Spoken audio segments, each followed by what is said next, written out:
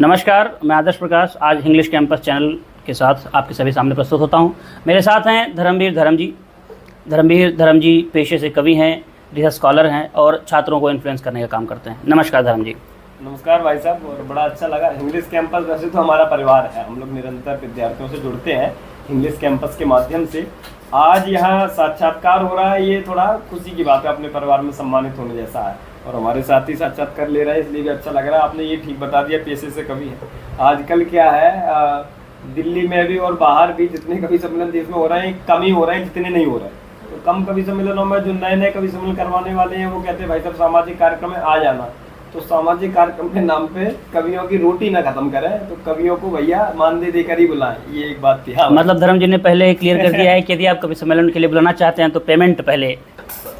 धर्म जी भिंड मुरैना के रहने वाले हैं, जीवाजी विश्वविद्यालय से इनकी ग्रेजुएशन है और इन्होंने बंदूक के बजाय कलम उठाने का निर्णय लिया। इन्होंने DU से MA की है, अभी यहाँ से रिसर्च कर रहे हैं और साथ में कवि हैं, बहुत अच्छे राष्ट्रीय स्तर पर कविताएं पढ़ते हैं। तो हमारे पास इनसे बात करने के लिए एक बड़ा फोरम है कि हम इनसे कविताओं पर बात कर सकते हैं, हम इनके राजी पे बात कर सकते हैं, PhD पे, साहित्य पे, तमाम चीज़ों पर बात कर सकते हैं और भिंड मुरैना की जो संस्कृति है उस पर बात कर सकते हैं। तो सबसे पहली चीज़ तो मैं आपसे पूछना चाहूँगा कि ये जो आपकी यात्रा है भिंड की पहाड़ियों से, चंबल की पहाड़ियों से निकल कर दिल्ली आने के बीच में, तो इसके महत्वपूर्ण पड़ावों के बारे में कुछ बताइए।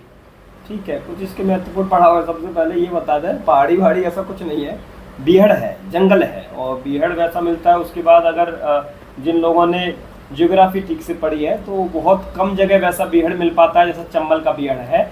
कुछ लोग कहते हैं कि ऐसा वैसा ही बीहड़ सतपुड़ा की जंगलों में भी है, लेकिन वो उसका 19 भी नहीं। और वैसा कुछ लोग अफ्रीका में क्लेम करते हैं, ज्योग्राफी वाले लोग ऐसा बताते हैं, लेकिन वो विरला है, वो बीहड़ विरला ही है, वो चंबल में ही और कहीं अन्यत्र मिलता नहीं दुनिया में। तो वो अपने आप में खौफनाक है, उसका अपना एक इतिहास है, कुछ बागियों के साथ जुड़ा हुआ, कुछ पुराना भी इतिहास रहा है। और तो वो बीहड़ जो है वहाँ से सचमुच ये यात्रा कठिन लगती है। भिंड जिला जहाँ मेरा जन्म हुआ, साक्षरता दर जो एजुकेशन का लेवल है और जो वहाँ पे लिंगानुपात है, दोनों में बड़ा, पूरे एशिया में सबसे कम लिंगानुपात, सबसे बिगड़ा हुआ लिंगानुपात वो भिंड जिले का है। आप समझ लो कितनी लड़कियां, कितना भ्रूण हत्या लास्ट तक, आज के दिनों तक भी होता रहा है, हो रहा होगा। मैं बिल्कुल ये क्लेम नहीं कर सकता कि उससे मुक्त हो गया, बिल्कुल हो रहा होगा आज भी। तो ऐसे जिले से, ऐसी जगह से, और फिर जहाँ साक्षरता दर, जहाँ पे लिटरेसी बहुत कम, ना के बराबर लिटरेसी, अब कुछ लोग निकल के आ रहे हैं जो लगातार पढ़ाई कर रहे हैं। दिल्ली विश्वविद्यालय में अभी जब मैं पढ़ता हूँ तो बात करते हैं हम लोग, बहुत कम लोग मिल पाते हैं, एकाध किसी कॉलेज में मिल जाए भिंड का या उस एरिया से, उस रीजन से। तो यात्रा तो निश्चित तौर पर रोचक रही है और पहला पड़ाव जो निकलने का है वो भी, उसकी भी कहानी जो है चंबल से जुड़ी हुई है। बिना मर्डर के, बिना बंदूक के कोई कहानी चंबल के आगे नहीं बढ़ती है। एक हमारे रिश्तेदार हैं, मतलब एक रिश्तेदार ने एक मर्डर कर दिया, तो उसके बाद से घर वालों को, चूंकि जैसे आपके घर पे कोई मर्डर करेगा तो पुलिस जो है वो सारे रिश्तेदारों के पास जाती है। वो भाग गए कि कहाँ गई है, तो वो हमारे घर पे आने लगे। महगांव, जहाँ से मैं हूँ, भिंड जिले की एक तहसील, तो महगांव पुलिस आने लगी। तो उसके बाद से पिताजी ने कहा कि अब क्या करेंगे साहब, यहाँ तो पुलिस आ रही लगातार, तो हम लोग खाली करके वहां से ग्वालियर रहने लगे। तो हम लोग ग्वालियर कैसे पहुंचे, ये रोचकता है। ग्वालियर इस तरह से ग्वालियर पहुंचे और वो हमारे लिए सौभाग्य हो गया। उस वक्त हम लोग रोते थे कि क्या क्या भटका रहा है हमारा रिश्तेदार, हमारा ये फूफा, क्या विडंबना कर दी है, कहाँ पहुंचा दिया। लेकिन वो जीवन के लिए बहुत सौभाग्य वाला वो टर्निंग पॉइंट बना था। उसके बाद से हम लोग ग्वालियर आए, एक अच्छी शिक्षा ग्रहण की।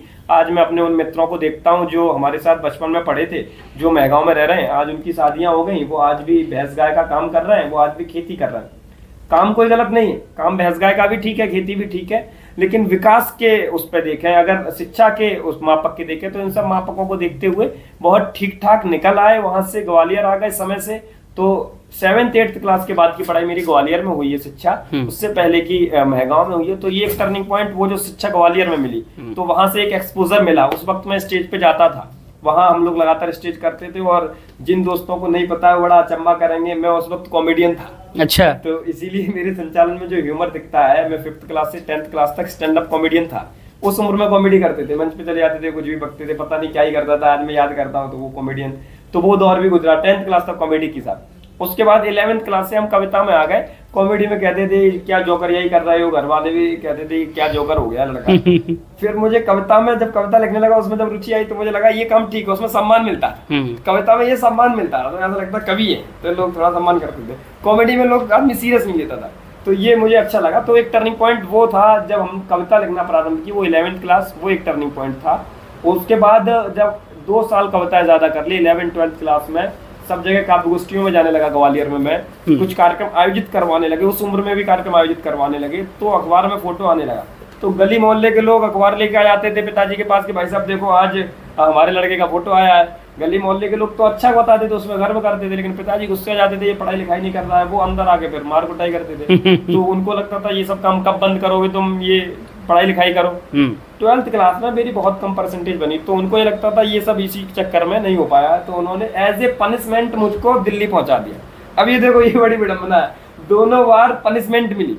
पहली बार सामाजिक रूप से रिश्तेदारों की तरफ से या प्रशासन की ओर से ऐसी पनिशमेंट मिली कि ग्वालियर आना पड़ा। दूसरी बार परिवार की तरफ से, पिताजी की ओर से पनिशमेंट मिली, उन्होंने कहा तुम दिल्ली जाओ, तुम यहाँ कुछ पढ़ाई लिखाई नहीं कर रहे, यहाँ तुम ये सब कवि सम्मेलन करते हो, जाते आते हो, इसकी वजह से कुछ नहीं पढ़ रहे, दिल्ली रहोगे कुछ तो पढ़ोगे। तो वो एक टर्निंग पॉइंट था कि हम दिल्ली आ गए। फिर बड़े भैया यहाँ तब रहते थे, मेरे ताऊ जी के लड़के, तो हम लोग साथ में बड़े भैया के साथ कुछ यूपीएससी की तैयारी शुरू की, कुछ पढ़ना शुरू किया, कुछ साहित्य पढ़ने लगे। तो वो एक महत्वपूर्ण टर्निंग पॉइंट था। उसके बाद एक टर्निंग पॉइंट जो दिल्ली विश्वविद्यालय में मैंने मास्टर्स में इनरोल हुआ, उसकी तैयारी की, और उसके साथ साथ जो JRF वो उसकी साथ ही तैयारी हो गई थी, तो वो एक टर्निंग पॉइंट था। दोस्त हम काफ़ी समय से हैं, लेकिन मुझे भी आज पहली बार पता चला कि ये स्टैंड अप कॉमेडियन भी रहे हैं। चूँकि आप एक कवि हैं और कवि की जो ऑब्जर्वेशन होती है बहुत पैनी होती है, तो मैं आपसे पूछना चाहूँगा कि ग्वालियर और दिल्ली, आप 2 शहरों में बड़े समय तक रहे, दोनों के बीच माइनर डिफरेंसेस क्या हैं? मतलब कौन सा शहर कैसा है? माइनर क्या, मेजर डिफरेंसेस तो बहुत ज़्यादा ही है। दिल्ली मेट्रो सिटी है साहब, देश की राजधानी है, तो राजधानी जैसी होती है किसी भी राज्य की या किसी भी राष्ट्र की, और जैसी मेट्रो सिटीज़ होती हैं दुनिया भर में, वैसी मेट्रो सिटी दिल्ली है। उसमें दिल्ली का अपराधीकरण करने की आवश्यकता नहीं है भाई साहब कि ये बहुत बेकार है, यहाँ पॉल्यूशन बहुत ज़्यादा है, या लोग बहुत ज़्यादा है। मेट्रो सिटी ऐसी ही होती है, ऐसा ही कलकत्ता है, ऐसा ही मुंबई, ऐसे चेन्नई है। जो बड़े शहर होते हैं वो ऐसे होते हैं, भागते हुए शहर है। गाँव के जो लोग हैं उनको उसकी आदत नहीं है, उन्हें वो पसंद नहीं कि इतना भीड़ दिखे। हम लोग गांव में, जितना गांव भर का आदमी होता है, एक एक व्यक्ति को गांव का व्यक्ति पहचानता है कि ये फलाने का लड़का है, ये फलाने के रिश्तेदार है। शहर में उतना पहचान नहीं हो पाती क्योंकि पब्लिक इतनी ज्यादा है कि तुम को पहचानोगे। तो फिर उन्होंने एक अपना समाज बना लिया, वो स्वयं में रहते, शहर के व्यक्ति पड़ोसी को भी नहीं जानता।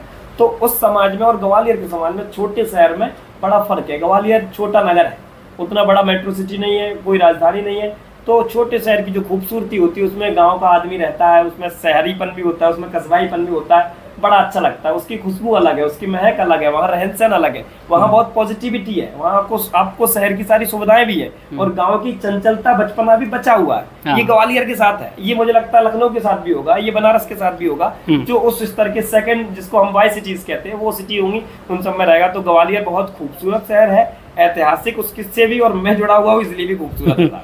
आप अभी DU से PhD कर रहे हैं, शोध क्यों? मतलब एक कैरियर के लिए विकल्प, या फिर रुचि, या फिर एक फियर ऑफ मिसिंग आउट होता है? इस पे हम आगे भी बात करेंगे कि जैसे सभी साथी एक साथ PhD कर रहे हैं, सभी उसके लिए प्रयास कर रहे हैं, पहले JRF के लिए, PhD के लिए, तो उसके कारण क्यों, शोध क्यों? 2-4 चीज़ें। एक तो सामान्य प्रश्न हो गया कि शोध क्यों।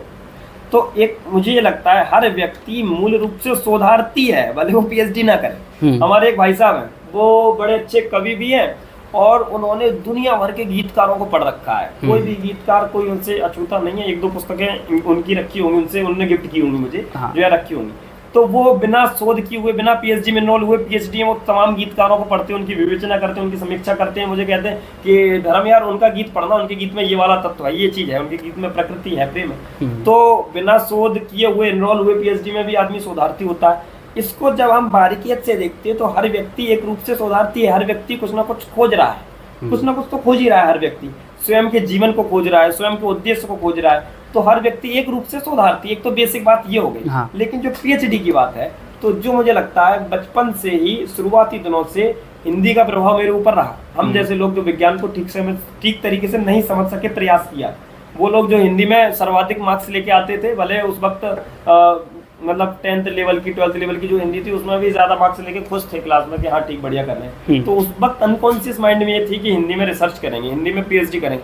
उस वक्त मेरे दिमाग में थी, मुझे ध्यान है 5वीं क्लास में रहा हूँगा, 6वीं क्लास में एक किताब मेरे पास थी, वो किताब लिखने वाले का नाम उसमें आगे डॉक्टर वगैरह लगी थी। तो मैंने पिताजी से प्रश्न किया कि डॉक्टर क्या है, इसके पीछे जो PhD लिखा हुआ है ये क्या है। तो उन्होंने कहा, वो भी उतने पढ़े लिखे नहीं, लेकिन तब भी उन्होंने बताया ये डॉक्टर होते हैं, किसी विषय के विशेषज्ञ होते हैं। तो मुझे ऐसा लगा कि हिंदी में मुझे ये प्राप्त करना चाहिए, मुझे भी हिंदी का विशेषज्ञ बनना है। और क्रम ऐसा बना कि लगातार पढ़ते रहे, अध्ययन करते रहे। ईश्वर ने दिल्ली पहुंचा दिया, दिल्ली आ गए तो हिंदी से लगातार जुड़े रहे। उस क्षेत्र में अनकॉन्शियसली आते गए, हम बिना चाहे भी, करना कुछ और चाहते थे लेकिन हिंदी की ओर ही आ गए और हिंदी में ही एक्सपर्टीज आगे करने लगे। कवि सम्मेलन में जाने लगे तो लोग उस तरह से बुलाने भी लगे, तो एक जिम्मेदारी बन गई। फिर कवि सम्मेलन में जो लोग थे उनका एकेडमिक्स से बहुत कुछ लेना देना नहीं था। ऐसे में हम जब MA कर रहे थे तो हमारा लेना देना था, तो हमको और ज्यादा अधिक रुचि थी। उन लोगों को लगता था कि ये लड़का कुछ ज्यादा पढ़ के आया है। और कवि सम्मेलन वाले बहुत ज्यादा पढ़े लिखे, वो उस तरह से नहीं होते कि हिंदी उन्होंने MA कर लिया हो या PhD कर ली हो, साहित्यिक ज्ञान बहुत नहीं होता, साहित्यिक ज्ञान उनका बहुत अधिक नहीं रहता। तो वो लोग जब अटेंशन देते थे तो मुझे लगता था किस बात का अटेंशन मिल रहा है कि अपन MA हिंदी में या JRF है, तो मैंने वो चीज और पढ़ना चाहिए, इस चीज का टेंशन मिल रहा है और वो चीज करने का मन भी था। तो इस प्रक्रिया से जूझते हुए, इस प्रक्रिया से गुजरते हुए ये सौभाग्य रहा कि PhD में मैं दिल्ली विश्वविद्यालय में एनरोल हुआ और इस शोध की जो यात्रा उसको एंजॉय कर रहा हूँ, बड़ा अच्छा लग रहा है। और सिर्फ शोधार्थी होने को उस तरह से एंजॉय नहीं कर रहा कि ये साहब कोई तमगा हो गया, इससे स्कॉलर हो गए, इससे बड़े विद्वान हो गए, तो वो चाहिए भी नहीं। बड़े विद्वान हम हो भी नहीं पाएंगे जब तुलसी जैसे मानस रखी हुई है साहब, बाबा तुलसी है तो हम लोग क्या ही विद्वान हो गए। तो विद्वान तो उस तरह से नहीं, लेकिन ये है कि अच्छा लगता है कि हमको जान पाते हैं, जानना चाहते हैं। क्या न केवल PhD कैरियर में बल्कि पूरे जब शोध करने जाते हैं तो इतना है लगभग कि हम अब एकेडमिक कैरियर अपनाएंगे, भले उसका हम सिविल की तैयारी करें, PCS की तैयारी करें, वो अलग चीज़ है। तो क्या इस पूरे कैरियर में जो PhD को और बाकी हमारे पूरे एकेडमी को निर्देशित करती है, इसमें जाति, धर्म और विचारधारा ये क्या प्रभाव डालते हैं, और डालते हैं तो कितना डालते हैं? ये बड़ा अच्छा रोचक प्रश्न है, इस पर लंबी बातचीत हो सकती है। जाति, धर्म, विचारधारा भारतीय जनमानस के नस नस में घुसी हुई, निश्चित रूप से, ऐसा मैं पाता हूँ। अब दुर्भाग्य क्या है, आज हम कुछ अपने मित्रों से दोपहर में ही बात कर रहे थे, चर्चा हो रही थी जाति के ऊपर, तो यही चर्चा हो रही थी। हम लोग समझ रहे थे कि गांव में जातीयता है, तो हमारे मित्र ने कहा कि हम लोग सोचते थे गांव में जातीयता, उससे ज्यादा तो यहाँ है भाई। जितना पढ़े लिखे लोग करते उतना तो कोई नहीं कर रहा। तो ये इस तरह नस नस में घुस गई, उसमें दिक्कत नहीं है। दिक्कत यही है कि जहाँ प्रतिभा को आना चाहिए था वहाँ जाति बीच में आ गई, वहाँ धर्म आ गया, या वहाँ वैचारिक आ गया। अभी आज क्या हो रहा है, आज जिस तरह से देश भर में माहौल बना हुआ है, कोई भी वैचारिक हो, हम सब भी किसी न किसी विचारधारा से जुड़े हुए रहते हैं, कोई तटस्थ तो हो ही नहीं सकता, कहने के लिए हो सकता है। तो आज जिस वैचारिकी का बोलबाला है, प्रशासन में उन लोगों का हस्तक्षेप हो जाता है, प्रशासन में वो लोग आ जाते हैं, तो उनका अनुरोध रहता है या उनका प्रयास रहता है कि जिस वैचारिकी के हम हैं उसी वैचारिकी का व्यक्ति आए। साक्षात्कार में ये स्पष्ट हो जाता है, PhD के साक्षात्कार में, कि आप किस वैचारिकी से हैं। अच्छा, क्योंकि जब 2-5 मिनट कोई व्यक्ति बातचीत करेगा तो पता चल जाएगा आपकी वैचारिकी क्या है। आपका टॉपिक देखेंगे पता चल जाएगा कि आपकी रुचि क्या है, आपकी वैचारिकी क्या है। तो आपकी वैचारिकी उस पैनल के समक्ष आ गई। पैनल में जो लोग हैं वो एक सेट वैचारिकी के हैं, वो किसी वैचारिकी के हैं, तो वो चाहेंगे जिस वैचारिकी की वो है उसी वैचारिकी का व्यक्ति आए। तो दूसरी विचारधारा का अगर प्रतिभाशाली व्यक्ति होगा उसको कम मार्क्स दिए जाएंगे, कम नंबर दिए जाएंगे, और फलानी विचारधारा का अगर कम नालायक विद्यार्थी भी होगा उसको भी ले लिया जाएगा, तो वो जो अपना वाला भाव आता है। अच्छा, ये भाव कितना सामान्य है इसको समझ लो। जैसे आप बहराइच से आते हैं, मैं भिंड से आता हूँ, अगर भिंड का कोई लड़का मिल जाएगा एकदम मैं थोड़ा एक्साइटेड हो जाऊंगा, अरे भिंड के हो, किस गाँव के हो। तो एक भाव, एक वो सामान्य भाव है, वो जिसको कहते हैं नैसर्गिक है, जो अपने क्षेत्र के उससे आ जाता है, जो जाति के उससे आ जाता है, जो वैचारिकी से आ जाता है। ये नैसर्गिक भाव अच्छी बात है, आ जाना चाहिए, लेकिन जब इसमें किसी प्रतिभा का दमन होता है, शमन होता है, तब दुख होता है। और ये लगातार PhD के दौरान एकेडमिक्स में हो रहा है, और भारत में अन्य क्षेत्रों में भी ये हो रहा है। जाति बीच में आ रही है, धर्म भी बीच में आता है, वैचारिकी भी। जाति सबको कहीं ना कहीं कष्ट देती है। खैर, हम दूसरी तरफ चलते हैं, आप कवि भी हैं। जियोपॉलिटिक्स और इकोनॉमी का एक बड़ा टर्म है कि जब किसी विषय को ज़्यादा रोमांटिसाइज किया जाए या कहा जाए कि ऐसा नहीं हो रहा है, तब ऐसा हम मान के चलते हैं कि होने वाला है। जैसे कि फेसबुक को कुछ दिन पहले कहना पड़ा कि फेसबुक मर नहीं रहा है, फेसबुक भविष्य में प्रगति करेगा, और इसको ऐसा समझा गया कि फेसबुक कहीं ना कहीं अब डाउन हो रहा है। क्या अभी इस बात की चर्चा लगातार उठी है कि कवि सम्मेलन मर नहीं रहे हैं? तो इस पे आपके क्या विचार हैं? ये वैसा ही है जैसे पुरुष लोग कहते हैं कि महिला दिवस मनाया जाता है, पुरुष दिवस नहीं मनाया जाता। तो वो सामान्य सी बात है कि भाई जो चीज जिसको हमको बचाना हो, संरक्षित करना हो, उसका दिवस मनाया जाता है। जिसको हमको याद दिलाना हो कि भाई ये भी लोग हैं, ये हैं, इनको ध्यान में हाँ, रखो, हाँ। इनको लेके संवेदनशील रहो। तो हमको हाँ। महिला दिवस मनाना पड़ता है, क्योंकि उनके साथ पूरी परंपरा की शोषण किया वर्षों वर्षों तक हुआ था।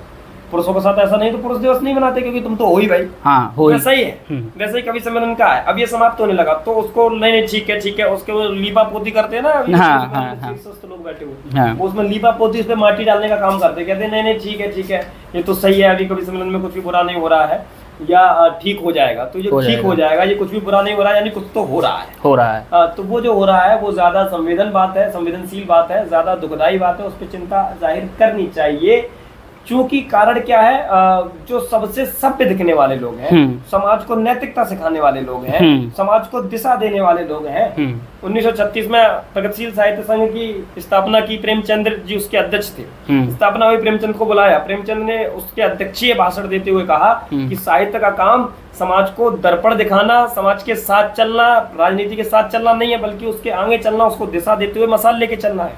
तो भैया मेरे दिशा देने का काम है। हाँ। ये मत समझो कि समाज में जो हो रहा है हम उसको लिख देंगे, वो तो लिखना ही है, वो तो लिख ही दोगे। हाँ। समाज को कैसा होना चाहिए ये भी आप ही लिखोगे, ये आपको काम करना है। तो दिशा देने का काम जिस कवि सम्मेलन को करना चाहिए, वो कवि सम्मेलन 100% मनोरंजक हो गया। 50% रहता, 50-50 मामला होता, तब भी हम लोग कोई दिक्कत नहीं, भाई मनोरंजन भी होता रहे। 40-60 हो जाए ठीक है, ये तो 100% मनोरंजन हो गया, उसमें कविता नहीं बच पा रही है। तो इस पीढ़ी से मुझे लग रहा है कि हमारी पीढ़ी में 5-6 कवि हैं जो लगातार इस प्रयास में है। अब लगातार कवि सम्मेलन में धीरे धीरे कविताएं आ रही हैं, अब आने लगी हैं। बीच में जो खाई थी, हम लोग सुनते हैं कविता, नागार्जुन कविता पढ़ रहे हैं, मुक्त छंद कविता पढ़ रहे हैं, पब्लिक ताली बजा रही है, पब्लिक मुक्त छंद कविता सुन रही है। हरवंश राय बच्चन जी रुबाइयां पढ़ रहे हैं तो पब्लिक झूम रही है। तो मुक्त छंद भी सुन लेती थी, छंदबद्ध भी सुन लेती थी, दिनकर जी को भी सुन लेती थी, पब्लिक सब सुनती थी, पब्लिक में सेंस था कविता का।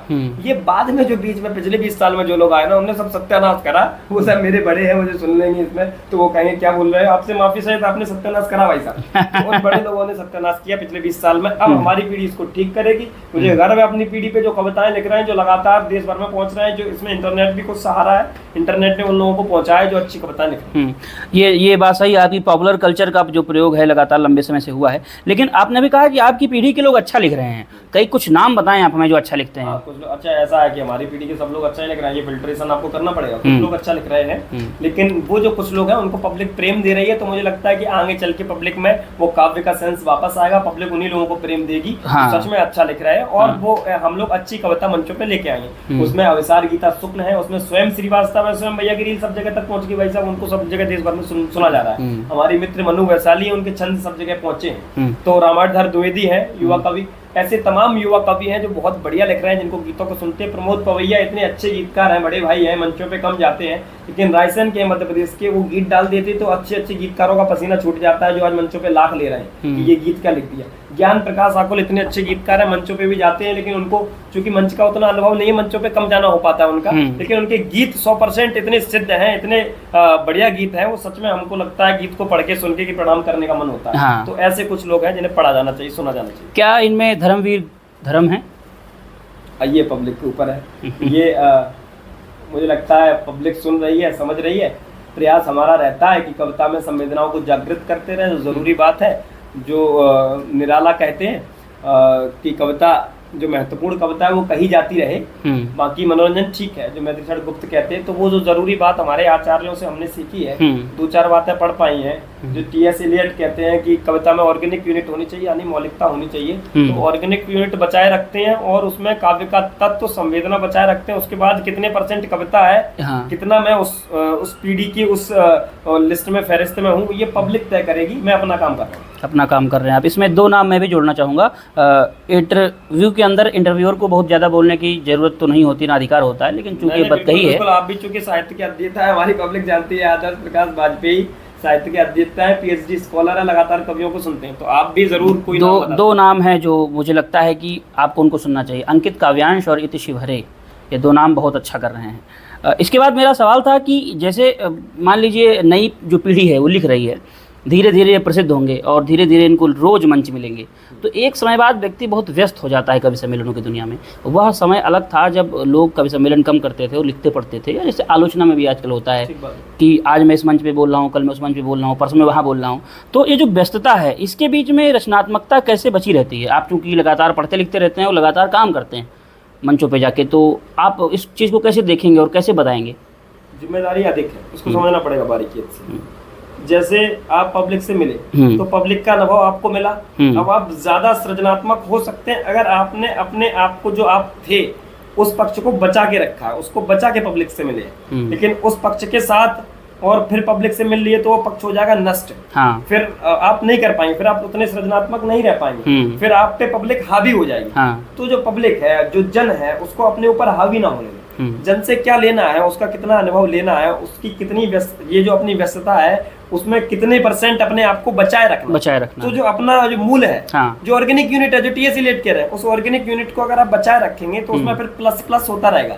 कुछ लोग प्लस करने के चक्कर में ऑर्गेनिक यूनिट को भूल जाते हैं, तो काव्य तत्व का उसमें क्षरण होता है, तो वो क्षरण होगा, फिर आप नहीं कविता लिख पाएंगे। आप ऐसे दो नाम दें जो प्रसिद्ध होने के बाद उतने महत्वपूर्ण और वो नहीं रहे या उतने सृजनात्मक नहीं रहे। प्रसिद्ध नाम में 2-4 अच्छा जो नहीं रहे नहीं रहने वाले नाम बता दूंगा तो फिर कंट्रोवर्सी ज्यादा होगी। अब अनफिल्टर्ड है, आप देखें।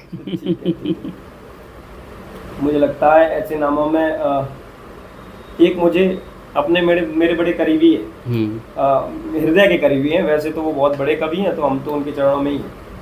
हरिओम पवार जी हैं, प्रसिद्धतम हो गए, ठीक है, सिद्ध कवि हो गए, और उनकी कविताएं 11th क्लास में मुझे सारी याद थी।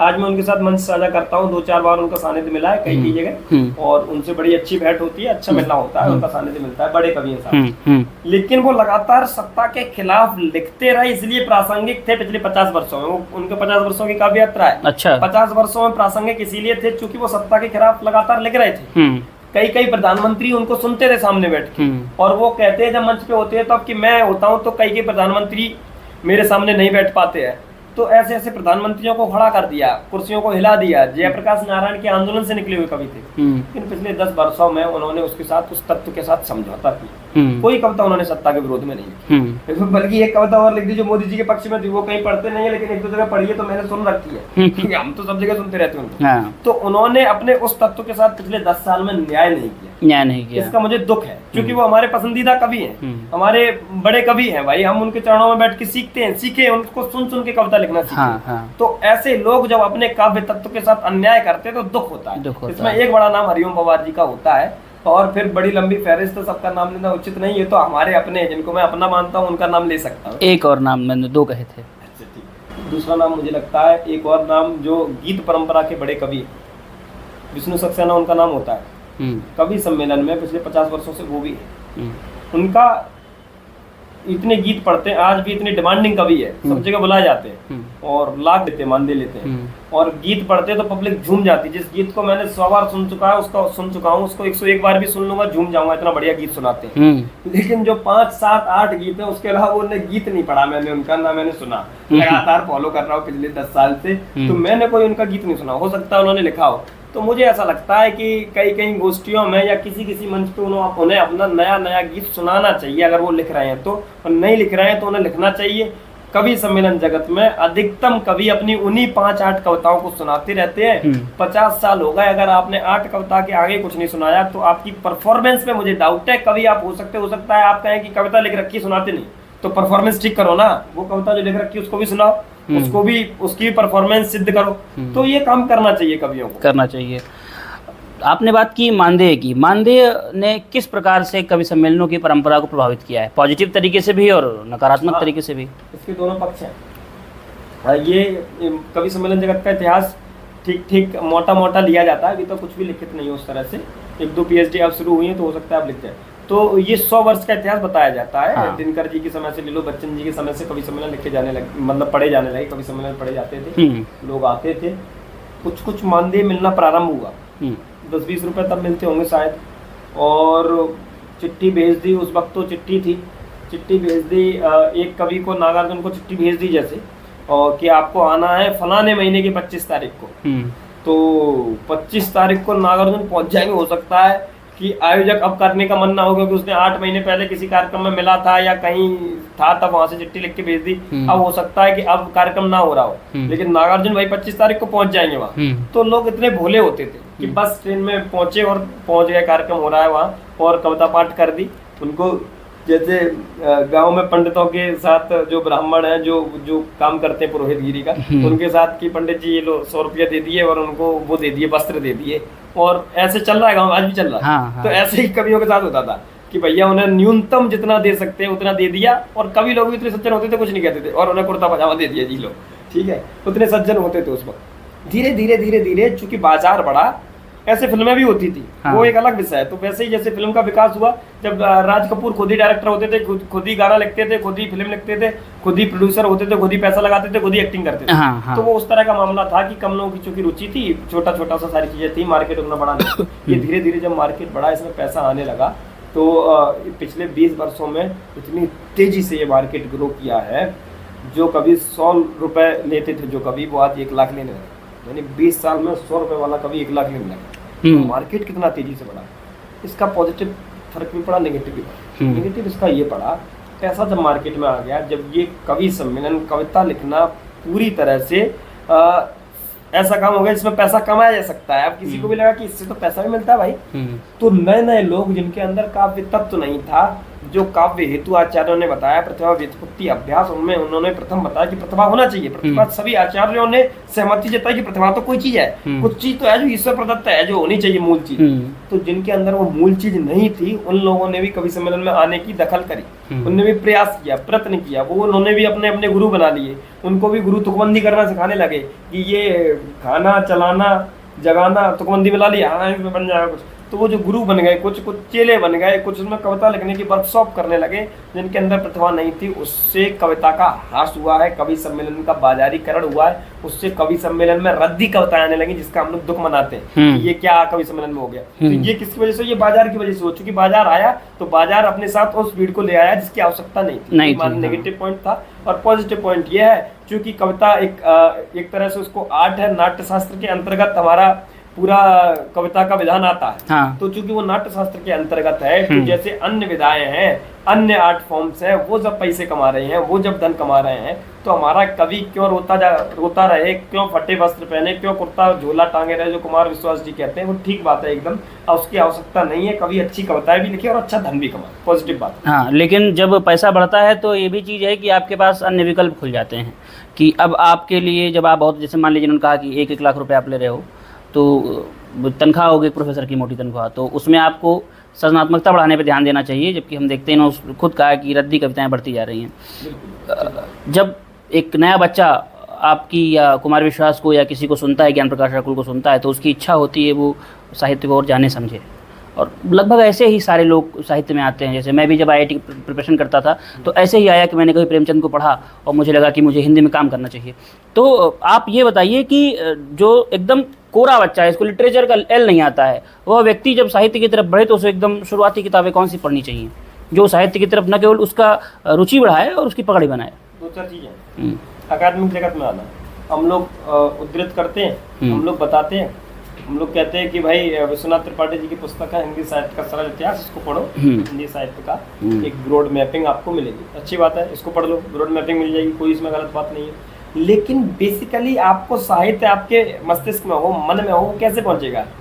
वो बाबा पहुंचाएंगे। तो अगर आपने मानस पढ़ ली है बचपन में, अगर आप इंजीनियरिंग के छात्र हैं, लेकिन आपके पास दिनकर की रसवृत्ति पहुंच गई है, वो कृष्ण की चेतावनी पहुंच गई है, तो आपका उससे रुझान कविता में जन्मा, या मानस से जन्मा, या मैथिली शरण गुप्त की भारत भारती से जन्मा। मैथिली शरण गुप्त की भारत भारती जो देश पूरा हिंदुस्तान गाता था उसको आजादी से पूर्व में।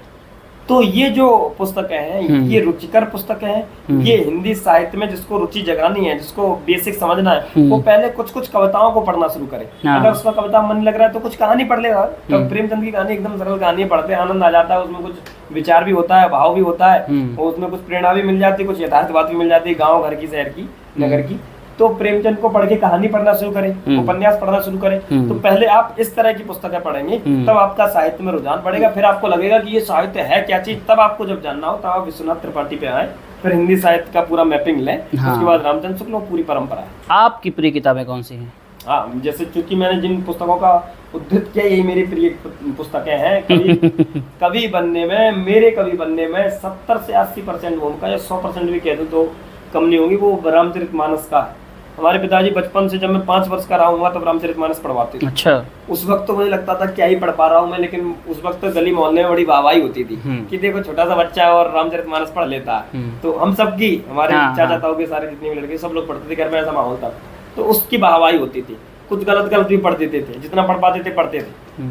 उसका बाद में भी नहीं, बहुत लंबे समय तक उसका समझ में नहीं आया। मामा के यहाँ जाते थे तो वो कहते थे कि ये लड़के पढ़े लिखे हैं, ये रामचरितमानस पढ़ते हैं, इनको भी सिखाओ। तो उनके बच्चों को भी हम बिठाल के रामचरितमानस पढ़वाते थे अपने उन भाइयों को। तो सब जगह बस ऐसे ही वाहवाही मिल रही थी। ये रामचरितमानस ही मेरे अंदर कविता का बीज लेके आया, ऐसा मुझे लगता है। ये पहली पुस्तक है, ये सबको पढ़नी चाहिए रामचरितमानस, काव्य की दृष्टि से, हिंदी की दृष्टि से, भाषा को समझने की दृष्टि से। बाकी भले उसमें धार्मिक पक्ष मत जोड़ो, ठीक है, वो छोड़ दो, केवल काव्य की दृष्टि से, एक अच्छी कथा की दृष्टि से। दूसरा, दिनकर जी को मैंने पढ़ा, बहुत जल्दी दिनकर जी को पढ़ा। दिनकर जी को, बच्चन जी को, 2-3 ऐसे कवि हैं, नागार्जुन को मैं लगभग 8वीं क्लास से पढ़ रहा हूँ बहुत अच्छी तरीके से। मुझे ध्यान है कि मधुशाला इतनी रखी थी शायद, हाँ, रखी है, मैं पढ़ भी रहा था उसको। अब ये मधुशाला आई, मैंने अमेज़न से ऑर्डर करी अपने घर पे। में ये नारी का चित्र छपा हुआ है आगे। ये लोग छाप देते हैं कवि लोग, ये जितने आर्ट पसंद करते हैं आर्ट को, उतना ही कुछ ऊटपटांग चीज छापते रहती है पुस्तकों। तो ये नारी का चित्र छपा हुआ है उसमें। अब वो आई बाहर, अमेज़न वाला डिलीवरी देने आया तो वो खोली, पिताजी थे, पिताजी ने ये क्या है, लड़की का फोटो आ गया। एक तो मधुशाला लिखा है, ऊपर से लड़की की फोटो और लड़की का फोटो आ गया। तो वो एक हमारे पिताजी के और भाई साहब मित्र बैठे हुए थे, उनसे कहा भाई साहब ये देखना, ये क्या मंगाया इसने लड़के ने, क्या है क्या चीज है। उनने देखी, वो थोड़े पढ़े लिखे थे, तो 4 पन्ने पलटे कि ठीक है, नहीं ठीक है, ठीक ले जाने। वो मुस्किया के रह गए। तो ये पुस्तक जो है ये उस वक्त मैंने मंगाई थी 8वीं कक्षा में, और तब तो मुझे लगता है ये पुस्तक मधुशाला सबको पढ़नी चाहिए, सरल है, मन लगता है। तो मधुशाला पढ़ो, रसमरती पढ़ो, मिथिलेश गुप्त को पढ़ो, नागार्जुन को पढ़ो और मानस पढ़ो। ये 5 पुस्तकें मैंने बता दी, ये पढ़ो।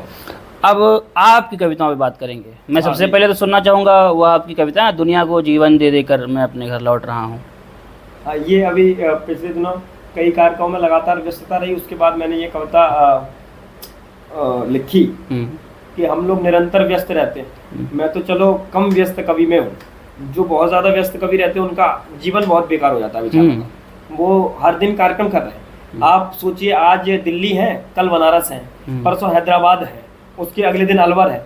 तो रेगुलर तुम समझो कितना बड़ा बैग लगा के चलते होंगे, कितने कपड़े बदलते होंगे, कहाँ उनको कितने बजे खाना मिलता होगा, कितने बजे उनका सोना होता होगा, क्या उनकी दिनचर्या होती होगी। वो बड़ा व्यस्त और बहुत बेकार जीवन है। समझ रहे, या तो कुमार विश्वास जी जैसा जीवन हो कि आपके साथ भाई पूरी टीम चल रही हो। हाँ। तो जब पूरी टीम ही चल रही है तो आप जब उससे वो कहते हैं कि वो पर्सनल जेट से सफर कर रहे हैं तो सारी व्यवस्था हो ही जाएगी। देखिए, हिंदी कविता का दौर ये है कि कभी 10 रुपए नहीं मिलते तो आज पर्सनल जेट से चल रहे हैं, लेकिन वहां तक पहुंचना बहुत मुश्किल है, बहुत मुश्किल है। जो सामान्य कवि हैं, जो पॉपुलर भी है, उनके लिए जीवन बहुत ज्यादा मुश्किलात पैदा करता है। उसी में मैं भी हूँ। तो लगातार पिछले दिनों कुछ कवि सम्मेलनों की व्यस्तता रही। जब एक दिन बहुत लगातार कवि सम्मेलन करने के बाद वापस घर लौटा, तब ये दिमाग में आया कि कहाँ कहाँ हम हंसी लुटाते हैं, कहाँ कहाँ खुशियाँ देते हैं, उसके बाद हमको क्या मिलता है। तो ये उस दिन की लिखी हुई कविता है। दिन भर उहा पोह में बीते, दिन भर भागा दौड़ी करते रहते हैं, जीवन को बनाने के क्रम में लगे हुए हैं, क्या बना क्या नहीं बना पब्लिक जाने। दिन भर उहा पोह में बीते, सब कहते हैं दिल को जीते। बड़े मैसेजेस कॉल आते हैं जब हम कार्यक्रम से उतरते हैं, बाद में सब लोग बधाई देते हैं कि वाह बढ़िया संचालन किया, बढ़िया कविता पाठ की। दिन भर उहा पोह में बीते, सब कहते हैं दिल को जीते, पर मन को बस ठीक लगा है, हर पल जीवन सीख लगा है। पायल की थिरकन सुनता हूँ और बच्चों का मन सुनता हूँ, युगों युगों से धैर्य संभाले आक्रोशित जन जन सुनता हूँ। मैं कविता का धर्म निभाकर, रोज यही होता है, मैं कविता का धर्म निभाकर जगती को रस सौंप रहा हूँ और दुनिया को जीवन दे देकर वापस घर को लौट रहा हूँ। और कोई कविता सुनाइए। हाँ, एक कविता और सुना देता हूँ। कवि सम्मेलन में जाते तो कुछ कविताओं की हुक सी रह जाती, सुना नहीं पाते।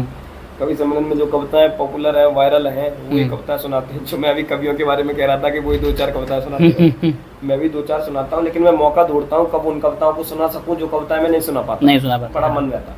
कुछ मुक्त छंद कविताएं लिखी हैं। एक मुक्त छंद कविता मैं वो सुनाता हूँ आपको।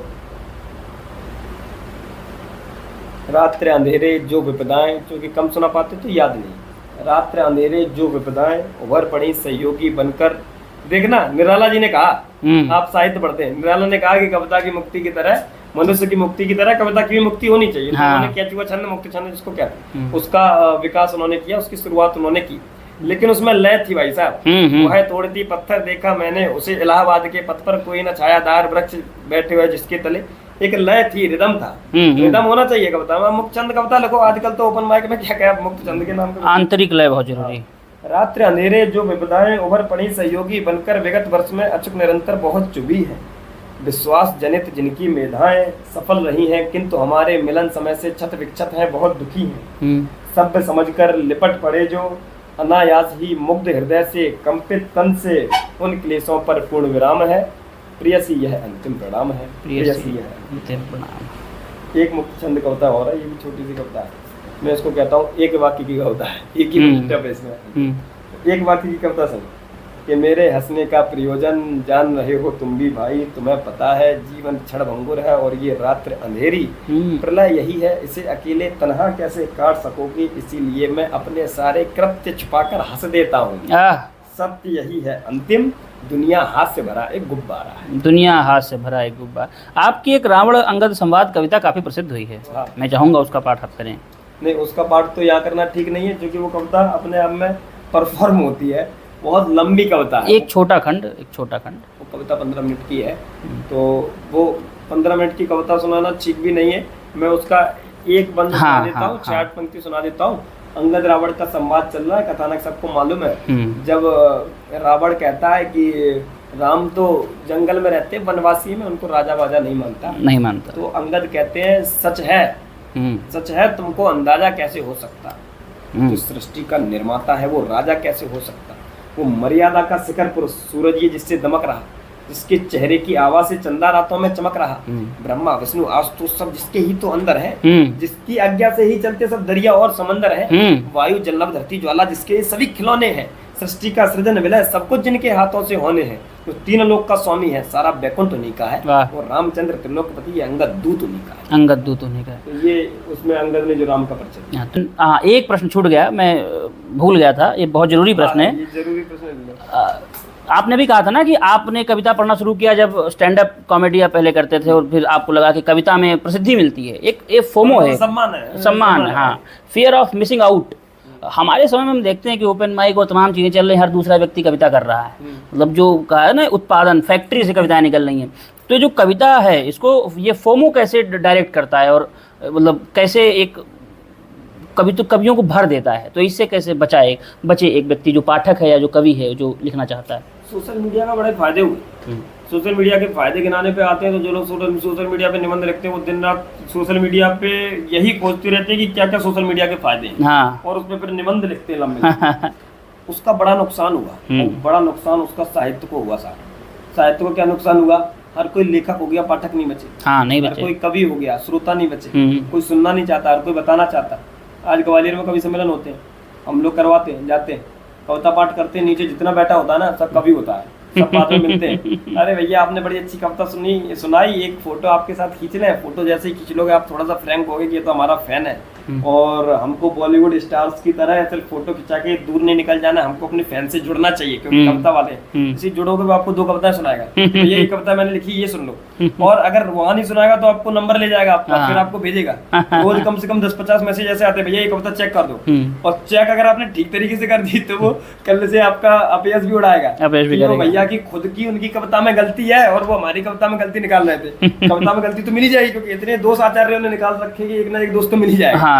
तो इस सब में ये बड़ा नुकसान होता है कि लगातार सोशल मीडिया की वजह से ये जगह जगह गांव-गांव में पहुंच गया, तो हर किसी ने चाहा कि हम भी कवि बन जाएं। जब इसमें पैसा आ गया, एक कारण इसका सोशल मीडिया रहा, एक कारण इसका पैसा रहा। अच्छा। हर किसी ने चाहा कि हम इस पैसों को कमा लें।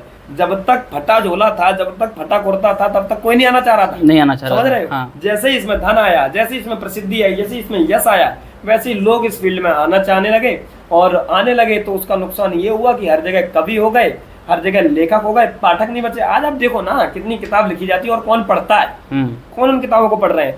समकालीन कितने लेखक हैं, हम आज भी रसमृति और ये बच्चन को रखे हुए हैं।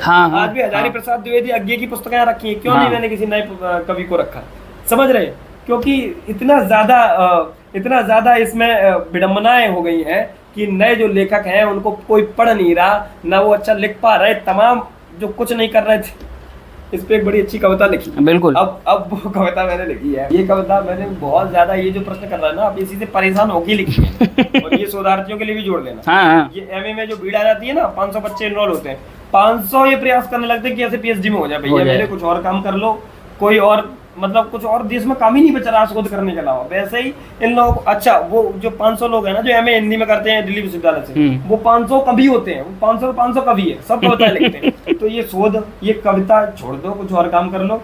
तो ये लिखा है कि रात्रि अंधेरों से समझौते, जिसमें कविता फूट रही है, जिसमें कविता फूट पड़ी है, जो वाल्मीकि को फूटी, जो क्रौंच बद देख, तो जो अंदर से एकदम से हुक निकल रहा है, तो लिखो भाई, उनको तो लिखना चाहिए, लेकिन जबरदस्ती का कवि मत बनो, जबरदस्ती का शोध मत करो कि सब कर रहे हैं तो हम भी करेंगे, कोई आवश्यकता नहीं, देश में बहुत काम है।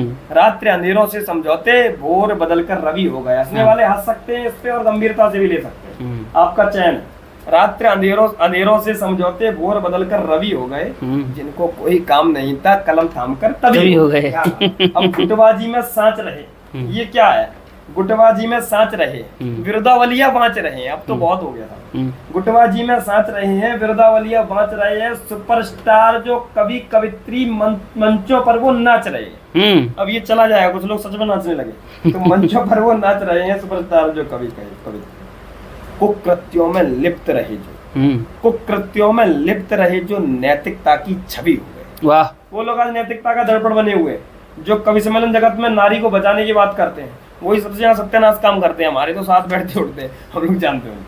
कुकृत्यों में लिप्त रहे, जो नैतिकता की छवि हो गए, जिनको कोई काम नहीं था कलम थाम कर कवि हो गए। वाह। अब मात्राओं को तोड़ रहे हैं, मात्राओं को तोड़ रहे हैं, उल्टा सीधा जोड़ रहे हैं, तो फिट हो जाए इसमें, जो मैंने बताया तो बंदी मिलाते हैं, जगना, खाना, लगना, कुछ तो फिट हो इसमें, और वो उसमें फिर मात्रा जोड़ने लगे, 2 ज्यादा हो रही है इसमें 2 गिरा दो, तो मात्राओं को तोड़ रहे हैं, उल्टा सीधा जोड़ रहे हैं, घुटना छूना सीख गए, तो दद्दू के पीछे दौड़ रहे हैं। वाह भाई, ठीक है।